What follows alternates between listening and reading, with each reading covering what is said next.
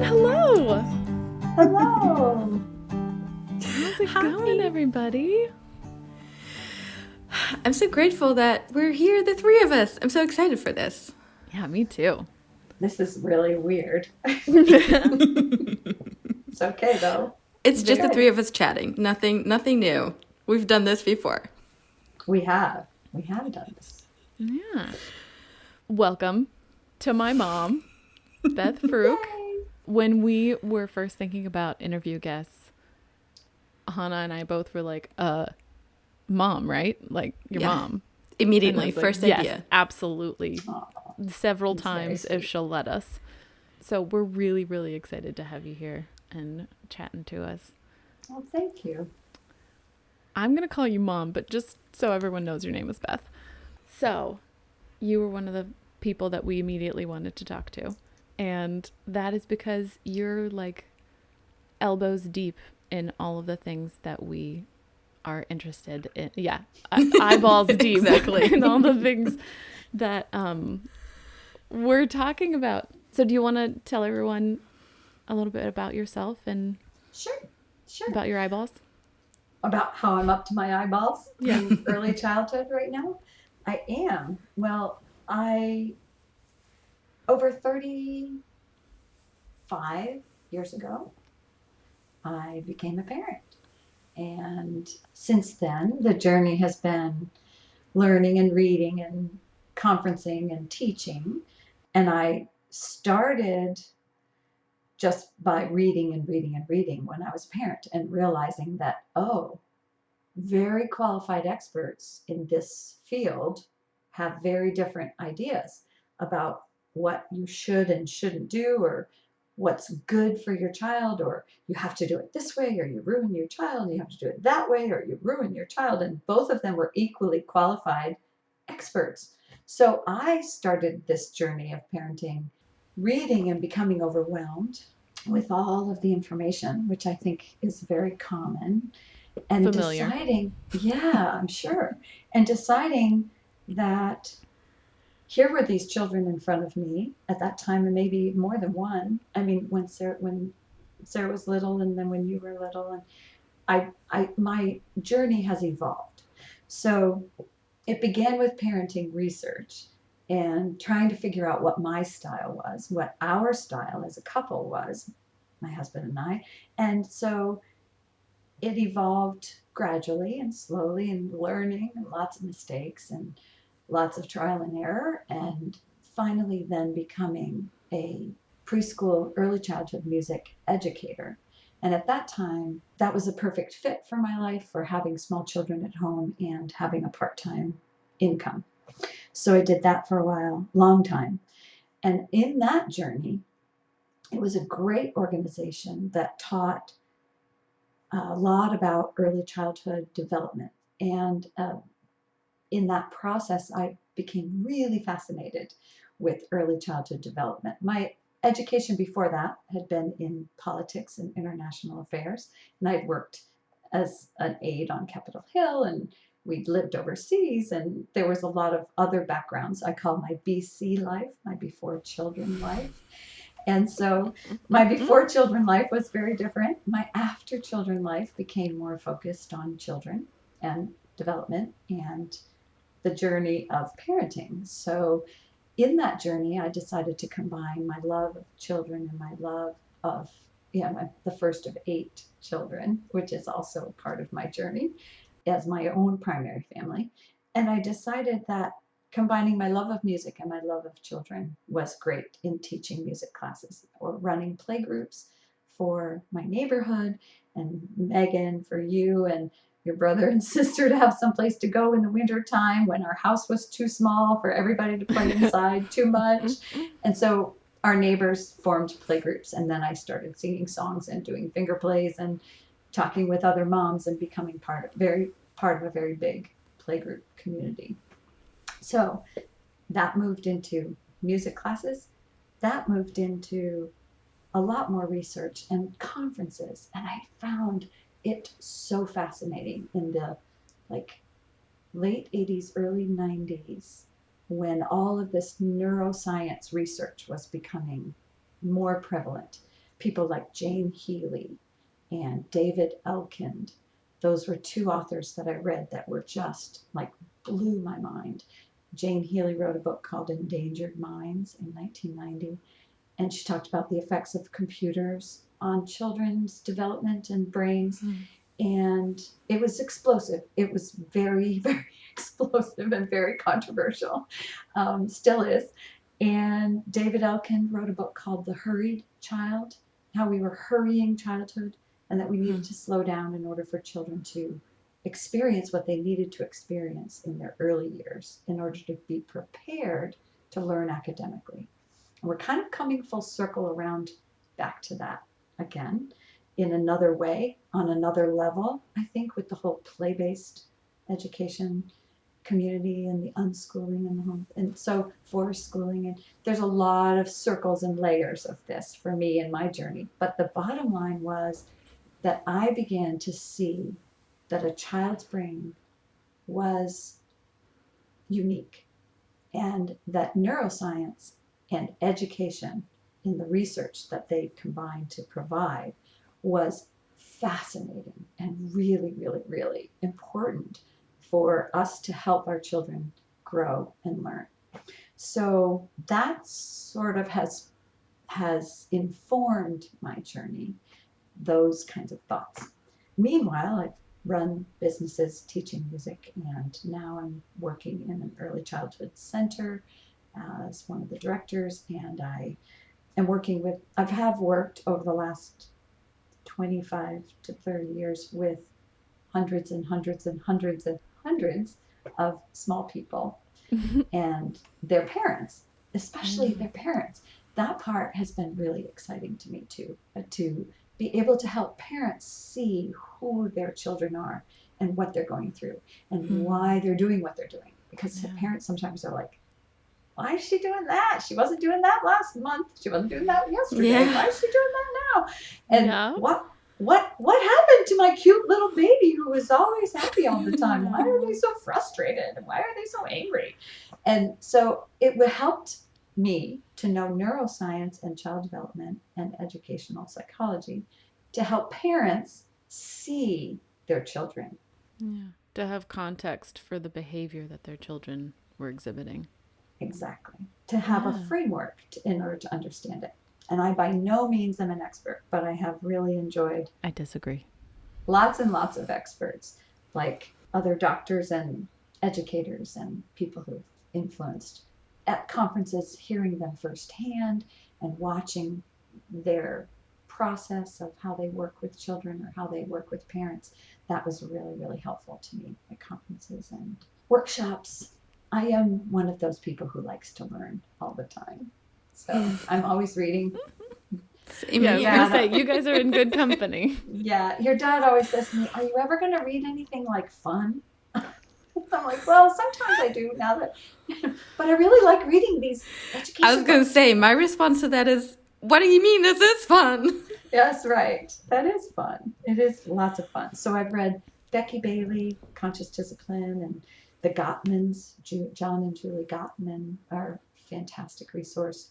I've recently, with the shame research that Brené Brown did, a lot of her books, and in line with that, Janet Lansbury and No Bad Kids, Toddler Discipline Without Shame. Yeah, and we're going to have a lot stuff. of books to link for sure. We have so many. Yeah, I was about to say, we're going to have a book list. Yeah, a book list would be great. And then I think there's some Instagram accounts that would be great to link to. I've been recently enjoying Dr. Becky at Good Inside. Okay. And yeah, she said, you don't have bad kids. You have a good kid who's going through a difficult time. Yeah. And that's a really great nice thing.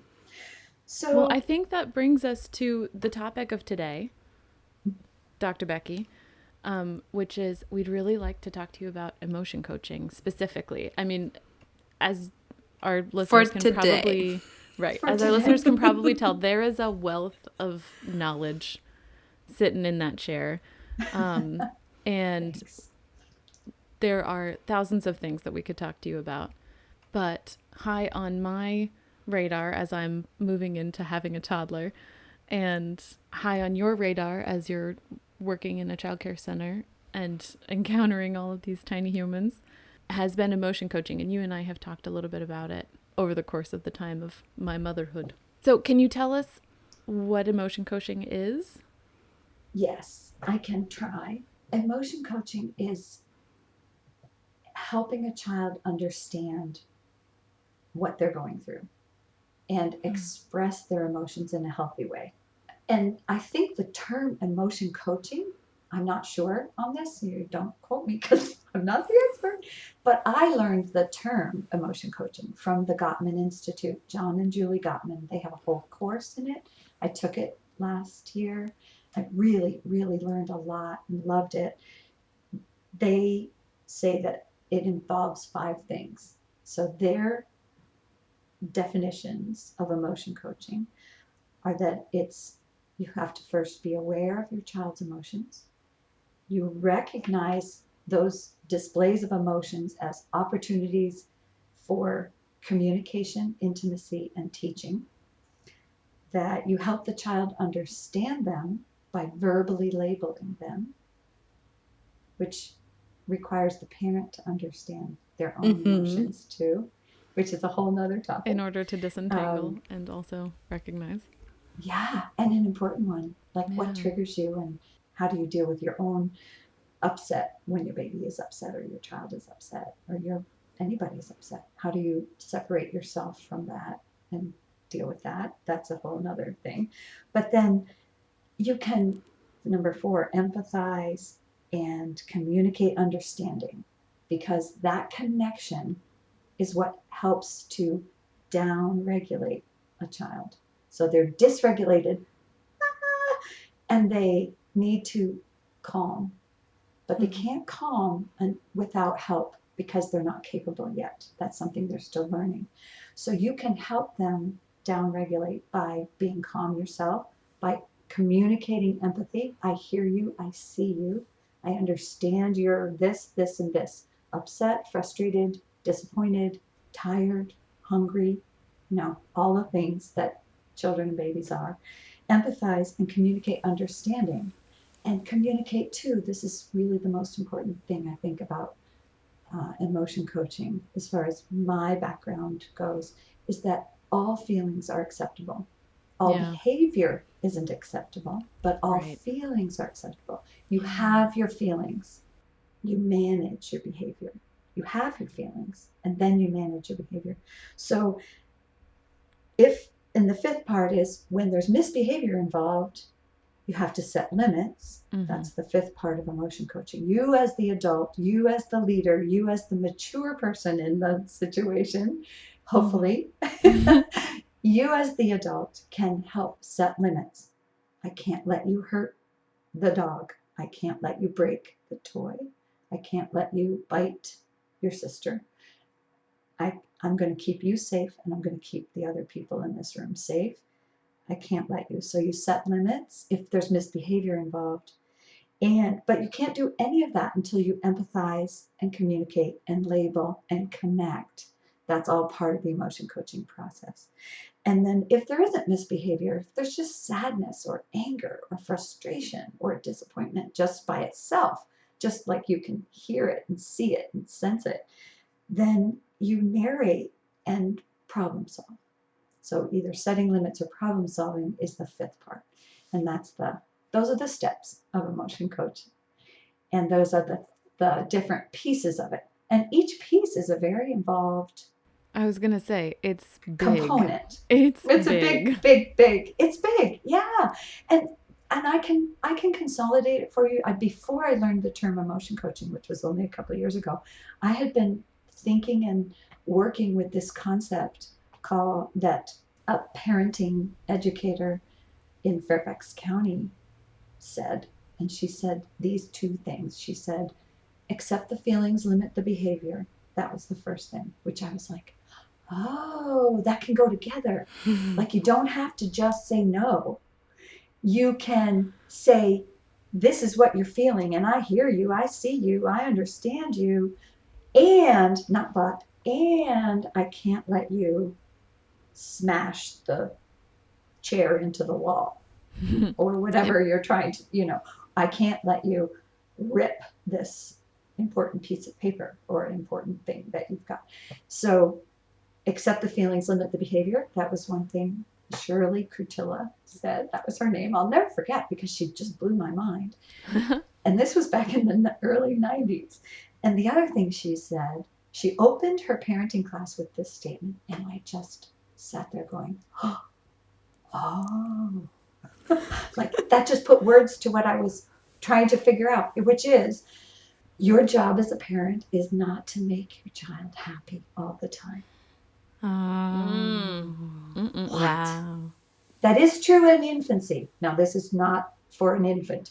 Your job as a parent of an infant is to make them comfortable, safe, and almost happy, almost all the time.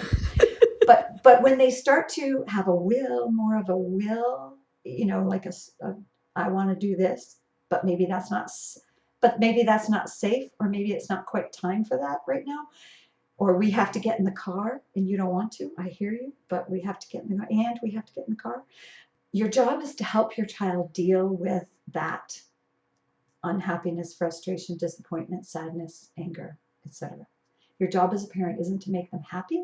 It's to help them manage and deal with all of the challenges and unhappiness and disappointments that will be part of their lives forever and ever. And I think that really just, it zoomed out. It said, oh, because if I do that, then I'll have a healthy, whole, emotionally stable adult at the end of this process, which is really what I want, right? Isn't that what we all want? Yeah. I mean, hopefully.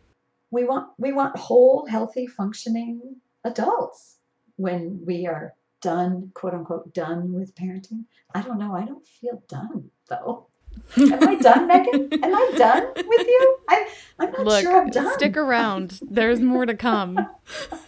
I don't think my parenting is ever going to be done. I feel like I'm still parented by my mom a lot of ways. You know, I just call her up and go, Mom, what do I do? How do I handle this? I'm sad. Yeah. They're leaving, Mom. What do I do? Oh my gosh.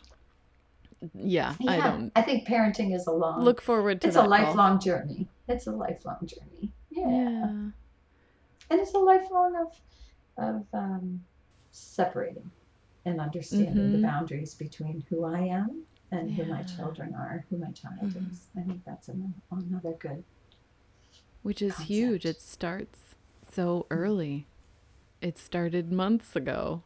Like, and he's not even one. And yeah, I can imagine it will be a continuing adventure. It's a series of separations from birth, really. You know, your birth is a separation. You have this child inside of you, and then you separate. I was just thinking about that yesterday, that really the moment they are born, you start the process of separation.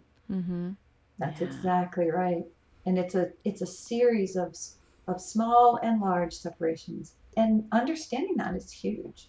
Being able to understand that, you know, these are your feelings. And also for our children to understand that we have feelings and that they're not responsible for our feelings. And vice versa, to a certain extent, right? Exactly, right. No, it's a two-way street. Emotion, sharing emotion and dealing with the emotions is in any relationship.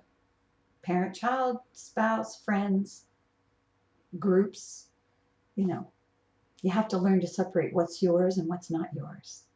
Yeah.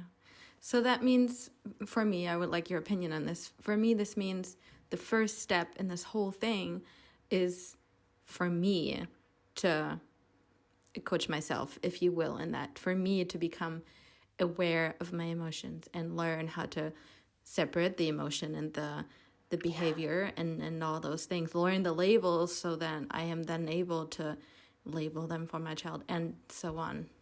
Right. For you to be emotionally healthy is the beginning. And we're all on a trajectory of hopefully becoming more emotionally healthy as we go through this journey of life. I'm on a sine wave on a daily basis. Yeah, roller coasters. It's true, especially this year and other traumas and other stressors and outside things. I mean, people move and you change jobs, you move houses, you parents, get sick, or, grandparents are gone, or, all these different things that life is full of all the time, right? So Yeah. if we can help ourselves and understand ourselves, I think understanding ourselves is a really important part of the beginning of emotion coaching for our children. Because if you can understand, like, one of the first things in this course that I took was remembering your life as a child, your life as a child, and what were the ways that emotions were dealt with in your household as you were growing up. Were they squashed? Oh, you're fine, you're fine, you're fine. Or was distraction a model? Like, oh, look over here, isn't this fun? Like, don't deal with that. That hurts. That's hard. That's sad. That's uncomfortable. Come over here and do this.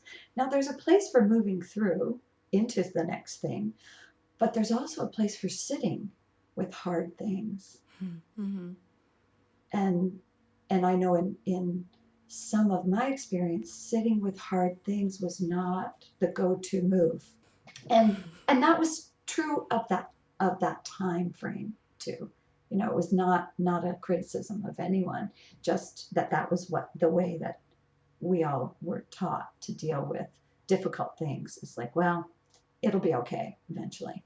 Let's just move on. Let's power through. There's a lot of that. And so you have to kind of identify what it is about emotions that what's your emotional vocabulary? What's your emotional comfort zone? Are you okay when you're not okay? Can you be not okay for a bit? How do you work through that? How do you deal? So I think you're right, Hannah. That is the very, very first step. And it's a step that you take every time you encounter a child's emotions, because it's a every emotion your child has is going to impact you differently. Right. And every emotion your child has is going to be in a situation that is slightly different. And so your context and triggers might be slightly different. Yeah. So it's... right. Context and triggers are huge. It's constant work. Right. And self-awareness is really a big part of that process. Becoming aware and realizing, oh, this reminds me of this, this, and this. Or I'm not good at fear, or I'm not good at surprise, or I've never really quite learned completely how to deal with my own anger. So when I see anger in other people, I want to push it down, and I want to push it away. Yeah. But maybe I need to get in touch with that and work through that, and then I'll be able to help my child work through it. Whoa, you just blew my mind. Whoa. Wow. Okay. Whoo.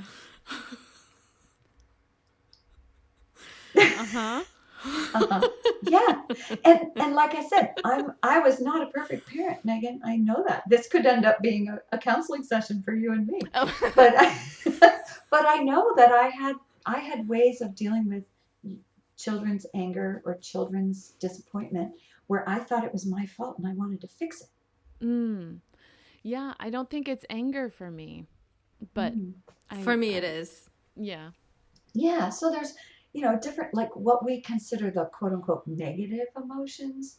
Everyone has a different toolkit that they revert back to that may or may not be a healthy toolkit, that you need to take some tools out and pass them on or bury them somewhere or get rid of them somehow and burn that use stuff. And use some new tools. And awareness is the first one. Awareness is really noticing where your body goes zing with emotion. When you're turned on like that, when you get activated like that, just stop and think about it for a minute and go, wonder where that came from. I wonder why I was so reactive. Because when you can, then you know when it's time to take your own step back and take care of yourself for a little bit. And learn how to do that. too, And right? yeah, learn what does it take for you to take care of yourself in that situation and really take care of yourself. And sometimes it just means putting your hand over your heart and listening to your own breath for a few minutes. And you can't always breathe through dysregulation. You have to, sometimes you have to be able to be aware of it, like cognizant of, this is what I'm feeling, this is why I'm feeling this way. And that's what emotion coaching is for a child too. You notice the emotion, then you're aware of what it is, what it's called, why you're feeling it, and then accept the fact that it's a feeling, that it's not forever, that it's going to go away eventually, that right now you're safe. That, I think, is another really important concept, is to realize that right now I'm safe. And if you tell yourself that, you tell your child that, then the feelings can rage and you can go through them. You can ride those waves of feelings with your child and with yourself, and ride them and realize they're not facts. They're not permanent. They're just here. They've come to pass. Mm-hmm. They've come and they're going to pass. And then we're just going to go through it, because the best way out of it is through it usually, right? Ooh, Yeah. This got really deep really fast. I know. Wahoo. Oh. Yeah. Well, and that's what this is, right? Because We want our children to be happy. we want our children to be well, and we want our day to go well, and we want to get there on time, and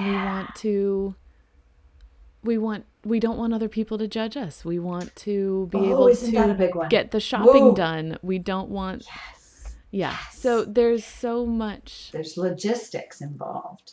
logistics and social, interpersonal that comes into all of this.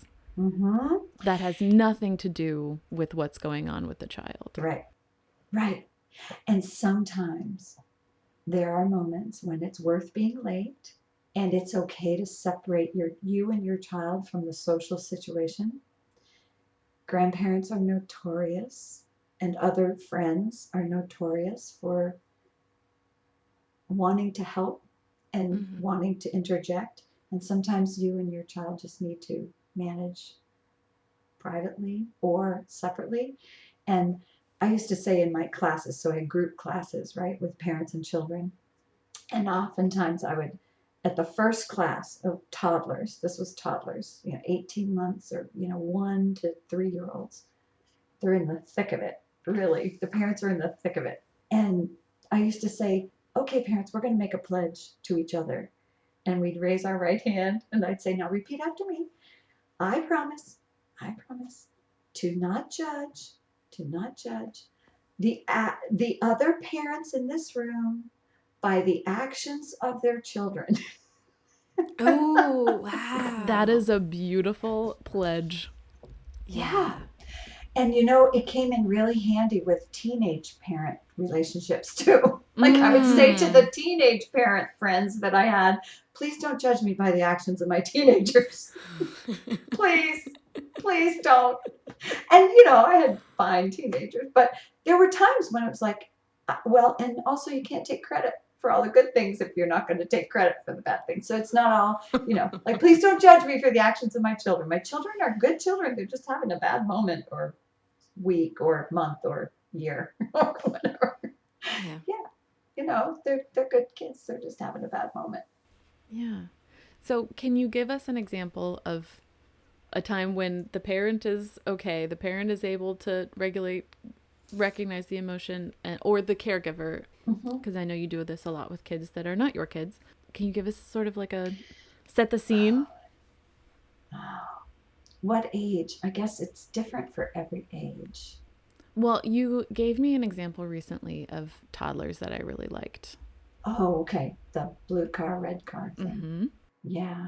So in a play situation when there are more than one child involved, and this could be children of different ages or children the same age, there's often the tug of war. I want that car. I want that one. And I have to have that one right now.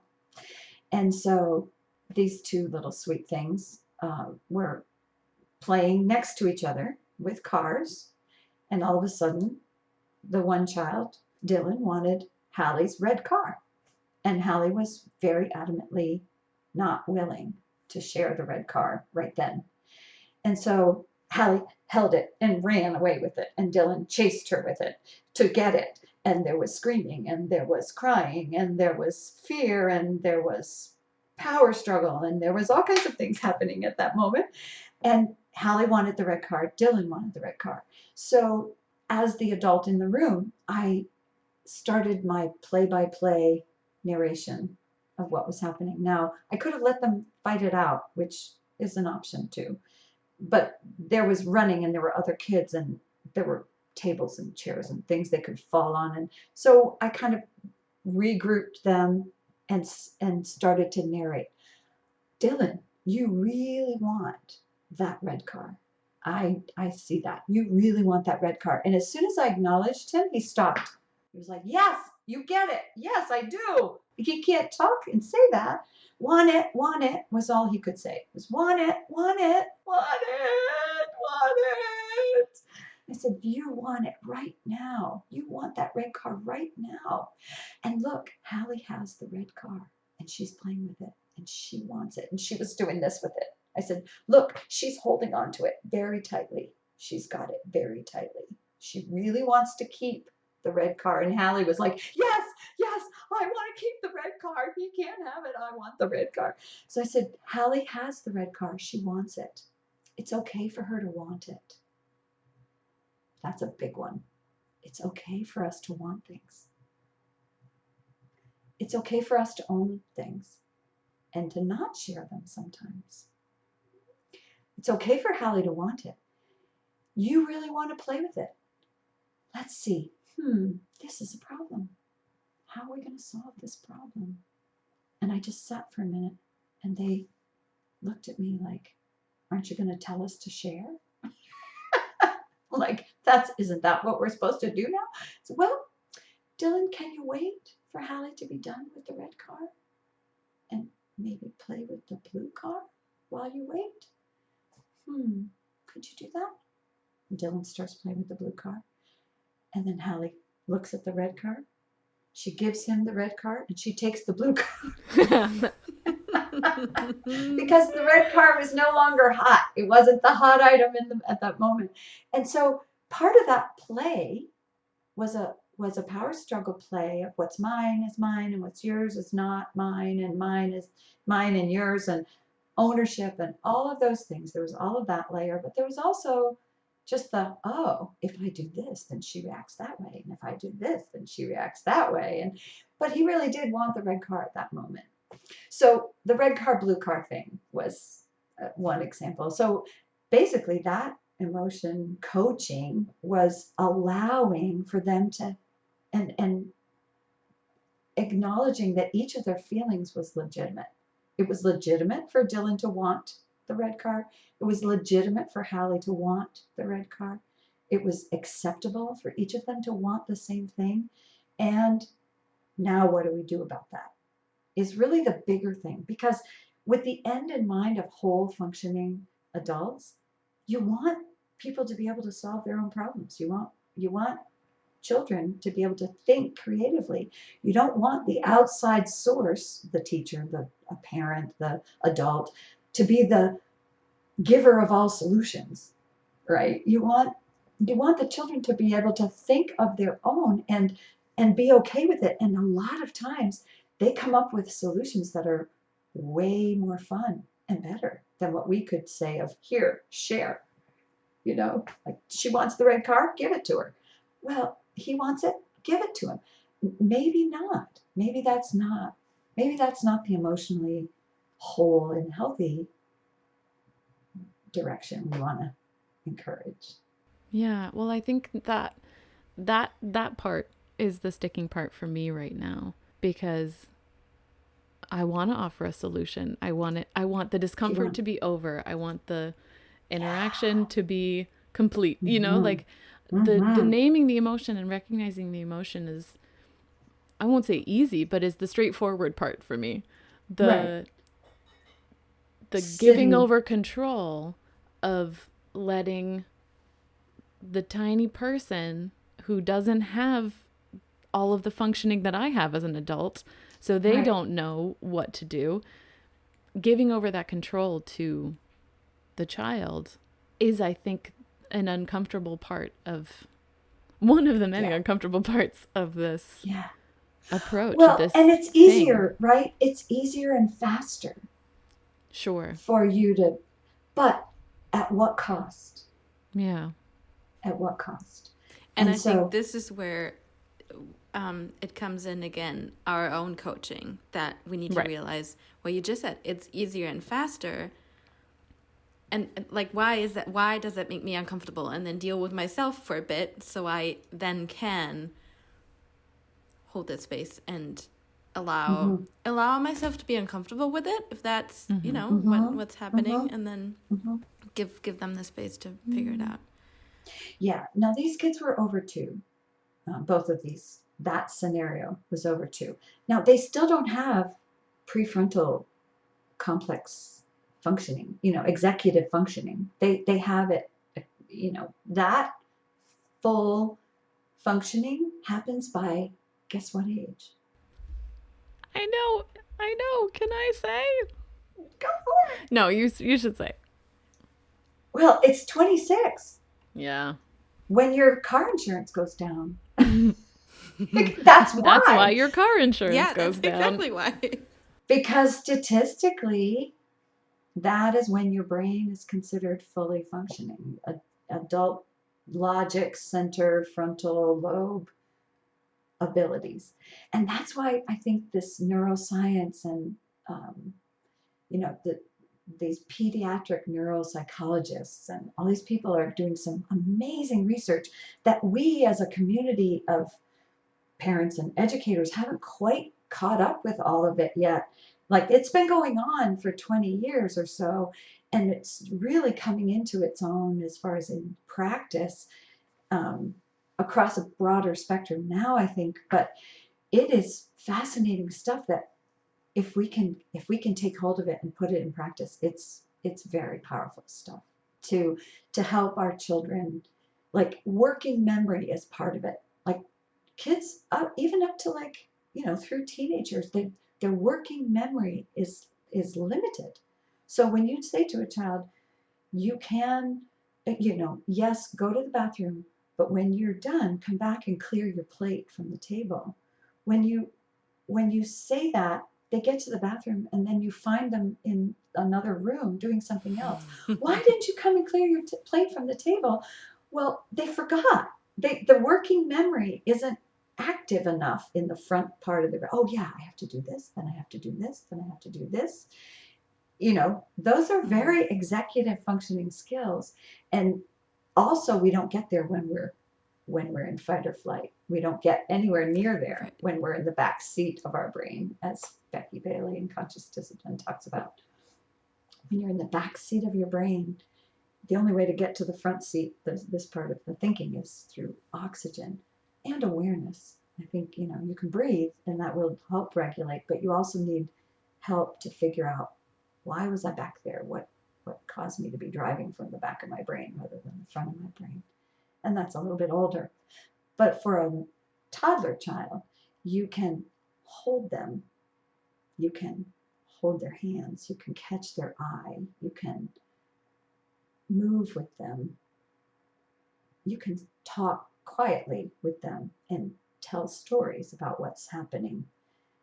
And that will help downregulate them from that frantic, frustrated, or other state that is uncomfortable for everyone. Yeah, what are the main differences at different age levels for how you approach this kind of a process? Oh, how's that for a question? So sorry. Well, in infancy, it's very physical, right? It's are you wet? Are you hungry? Are you warm or cold? In infancy, it's very physical.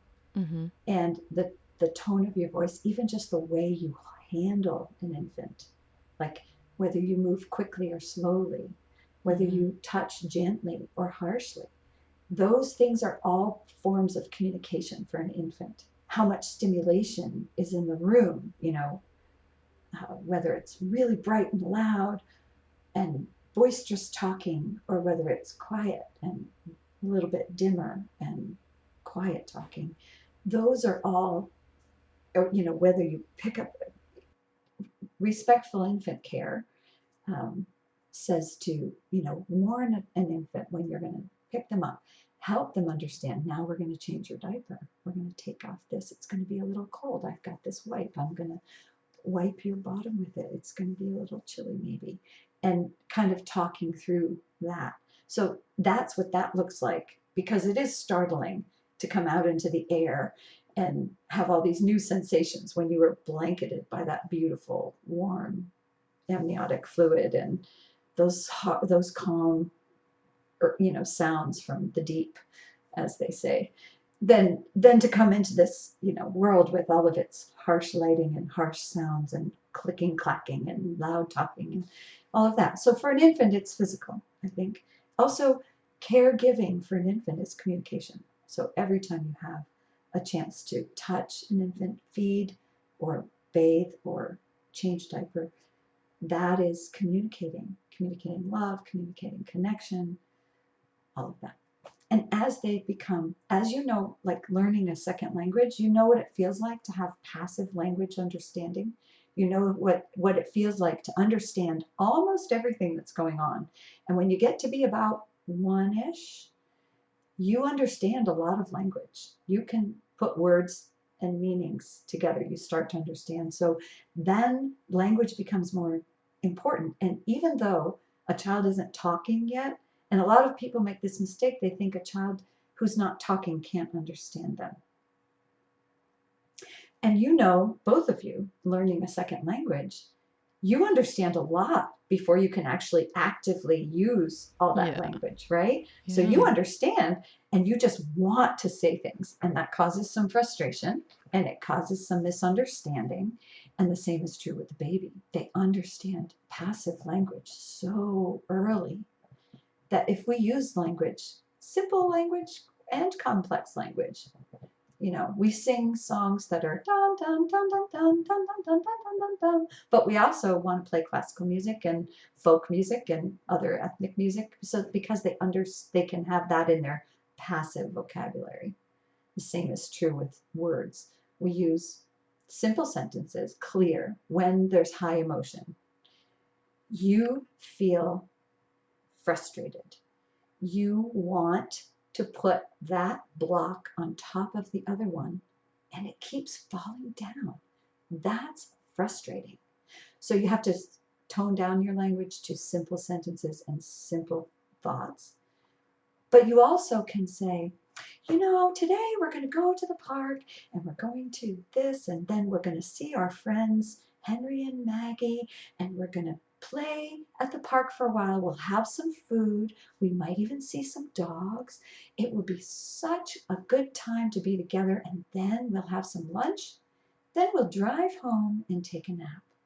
You can, tell a long story like that. Then when those things start to happen, the toddler goes, oh yeah, I remember this. I was taught, Mom said that just a little bit ago, so they have some preparation. I think preparation for a toddler is really important. With language, because their passive vocabulary is bigger than you think, preparation. And storytelling. And then in the moment, narrating, these are the things that are happening. And I'm here. You're safe. Yes, it's loud, but I'm here with you. You do that really well, Megan. Thank you. I feel like I'm talking a lot. Oh, it's so good. You could talk the whole time. We're kind of superfluous here at this point. I don't know. No. What was your question, Hannah? It's another one of those, I think of it this way. Can you confirm me on this? What do you think about it? Okay. In my training to be a coach, I learned pacing and leading. My question is, when I think about emotion coaching with children, I draw this parallel in my head, and I wanted to know from you if you think that's valid, if that's right. So what I learned with my client, pacing and leading, is to to catch the client and where they are and be in the same state with them. So I use the same body language. I match them in their tone of voice, in their volume, and then from there I go to body language, tone of voice, emotion, state of mind to where I want them to be. So whenever I hear examples about this, which you gave us one with the cars, in my mind that matches this vocabulary, pacing and leading. I pace the child and being, oh yeah, that's really frustrating. And I match them in that, like with my body language, with my voice and such. I mirror their frustration so they can match that to the word that I'm saying. Right. And then I lead them to a calmer state so they can then come up with a solution, whatever. Yeah, I think that's a very apt parallel. Okay, cool. Thanks. Yeah. I think there's a term in education and in child development called scaffolding. It's was coined by Lev Vygotsky, and Adam Winsler wrote a whole book about it. And it's an approach where, you know, you're building a building, you have to have the scaffolding around this to support the building.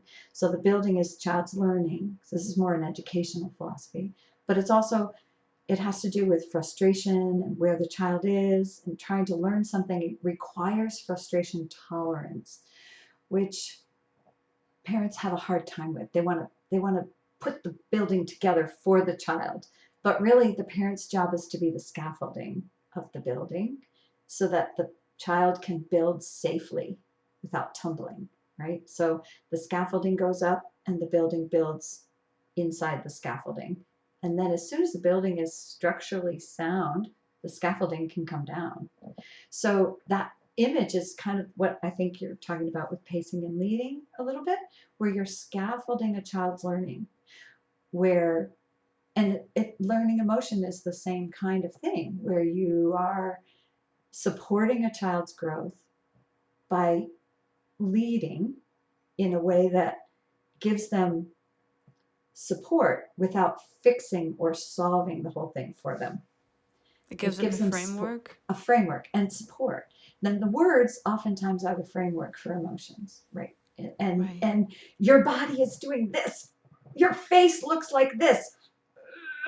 And so you mirror that so that then they can pay attention to what it is. You mirror it. Your hands are like this. Oh, you are tense. You are angry. Your body is showing you that you're really mad. And you can do that to help a child identify and mirror that. And we can take a breath together. That helps our body to calm down. You really wanted this, or you really wanted that, or you're disappointed that we can't go right now, or you're disappointed you can't have the 6th cookie of the day, or you're disappointed.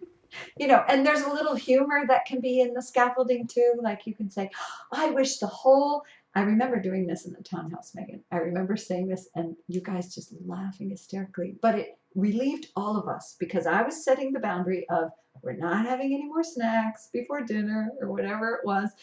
And you guys just wanted more snacks and I was cooking and I knew, you know, anyway, I made this comment about, I bet you wish the whole kitchen was full of cookies and you could just come in here and dive in and swim through the kitchen full of cookies.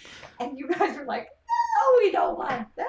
You know, so it kind of relieved the tension, but scaffolding in a way that, you know, whatever helps everybody to down-regulate from the struggle that's happening. So the scaffolding, I think, is also a good pacing, leading image. It kind of is another parallel to that idea. I like that a lot. Yeah. And it sounds a little more explicit when you're working with children than it would be when you're working with adults. It can be, and depending on the age of the child and the situation, of course, you know, how safe. So there's safety concerns.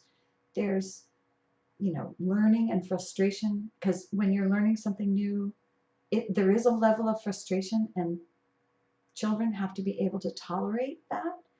Children for whom everything comes easily have very low frustration tolerance because they've never experienced frustration in order to master something.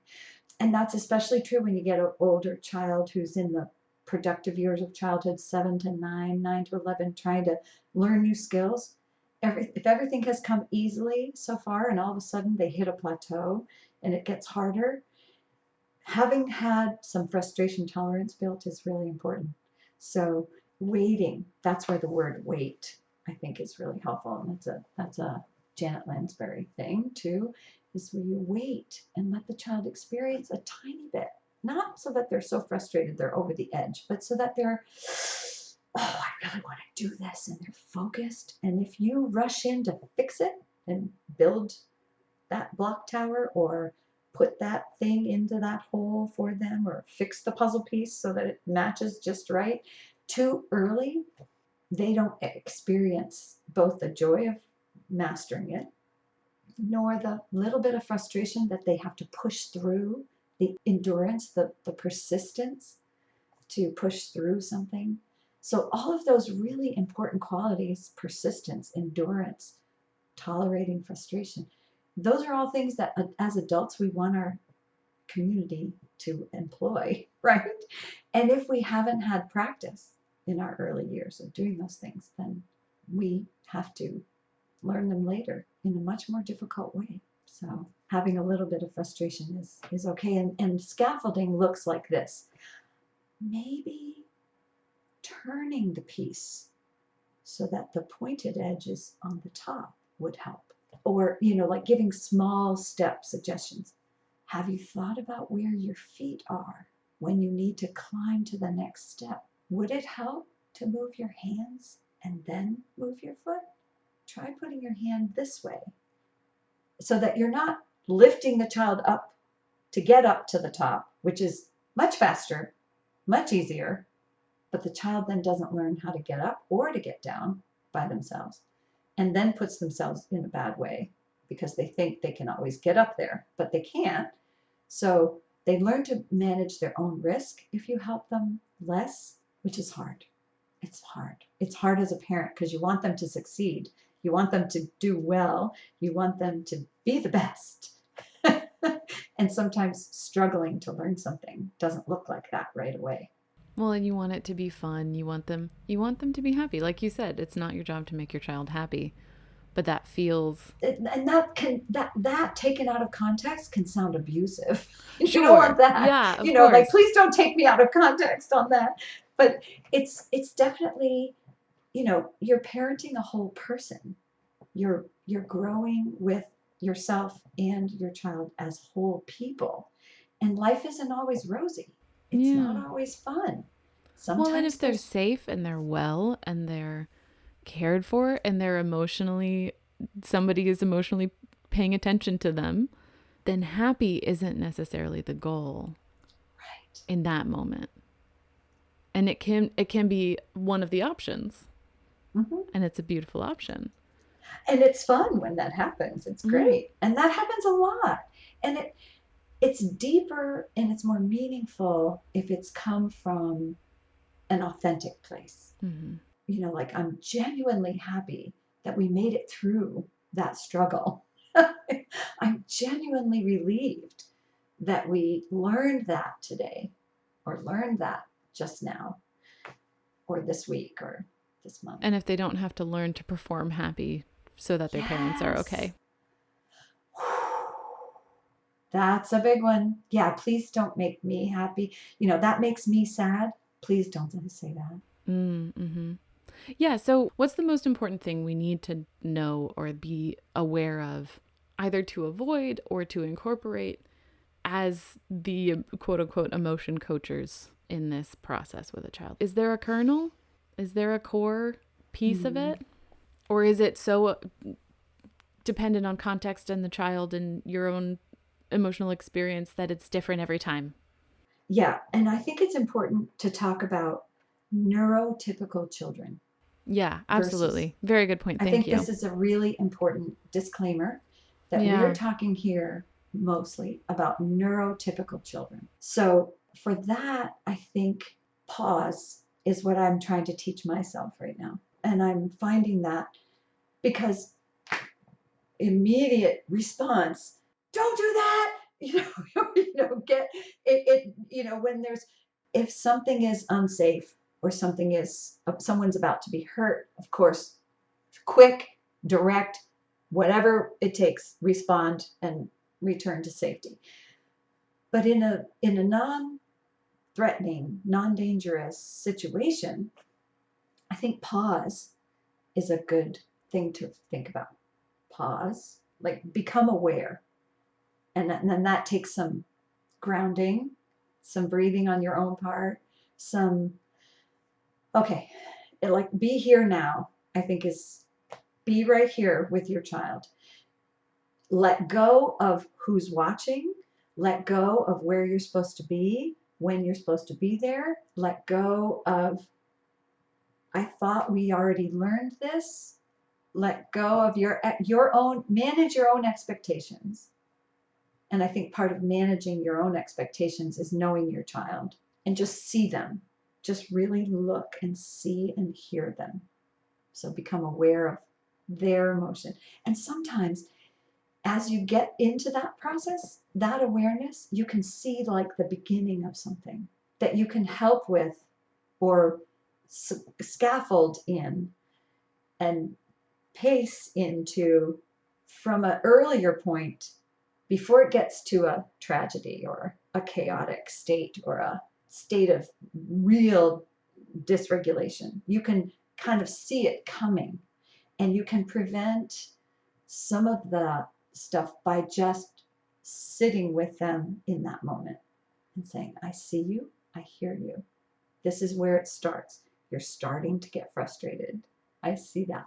I see you really want this. You're hoping that this will happen, and it's not happening. Just being aware and noticing, I think that's the kernel. Does that help? Yeah, absolutely. Because all of the things that you're supposed to do take time. Mm-hmm. And you feel like sometimes, especially if a child starts screaming or if something gets really chaotic in a way that we respond to physiologically, right? Yeah, it feels to, right? Like you have to jump into action, and training yourself that first action is to stop, to pause, I think is integral to this whole thing. I think that's perfect. Yeah. Thank you. Yeah. I would like to continue this for a whole day. But I think we should leave it with this today. This was a good. Yeah, this was amazing. Thank you so much. Thank you so much. Thank you for inviting me. I feel so honored. I really do. Thank you. This was great. So I can imagine that our listeners have a ton of questions right now, and just like ourselves, want to listen to you many more hours. I want to ask, like, where can they find you and get more of you? Well, it's not very populated with posts right now, but I do have an Instagram at Blue Chair Beth. And I did, at the beginning of this year, talk to parents a little bit, and I will post that little video or a part of it if somebody can help me do that. On that support. Instagram. Yay! I need tech support so badly. That's my frustration tolerance coming in. Oh, when it comes to tech stuff, my frustration tolerance is very little. I'm growing it. I'm trying to grow it. I really am. I made it through to using these earphones today. Anyway, so Blue Chair Beth, I will post a video from earlier, and I have other parent talks that I have done that I will post some notes from. But Blue Chair Beth on Instagram is probably the best place right now. I still run other music and movement businesses that are called Little Hands and Milestones in Music. And I'm working now at a center in DC that I'm coaching teachers and working with lots of different ages of children. So I have lots of daily examples that I probably should post about, because some of them are hilariously funny. Oh my gosh, you certainly and fun. Should.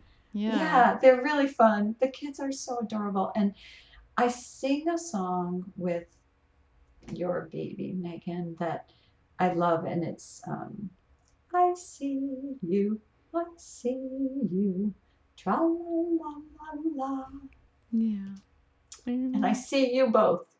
And I know how important it is for you to do this work of learning and growing and sharing your journey with other people. So I'm really proud of both of you.